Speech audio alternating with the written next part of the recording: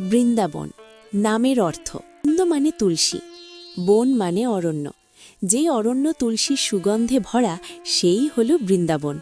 বৈষ্ণব মতে তুলসী দেবীই হলেন বৃন্দা দেবী, রাধার সখী ও বৃন্দাবনের রক্ষাকর্ত্রী। পৌরাণিক ইতিহাস।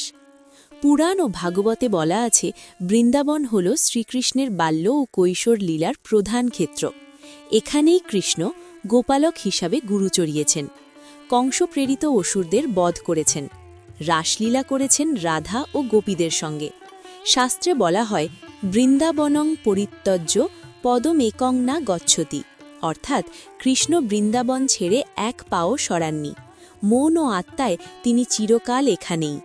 বৈষ্ণব দর্শনে বৃন্দাবন শুধু ভৌগোলিক স্থান নয়, এটি প্রেমের ধাম।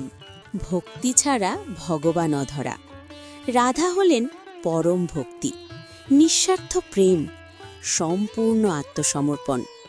কৃষ্ণ হলেন ভক্তির লক্ষ্য, প্রেমের প্রাপ্তি। শাস্ত্রে ও লীলায় বলা হয় কৃষ্ণ সবাইকে বশ করেন, কিন্তু রাধা কৃষ্ণকে বশ করেন। কৃষ্ণের বাঁশি বাজে রাধার নিঃশ্বাসে, কৃষ্ণ হাসেন রাধার আনন্দে, কৃষ্ণ কাঁদেন রাধার বিরহে। এই জন্যই বৃন্দাবনে বলা হয় কৃষ্ণ ভগবান, কিন্তু রাধা হলেন ভগবানের হৃদয়।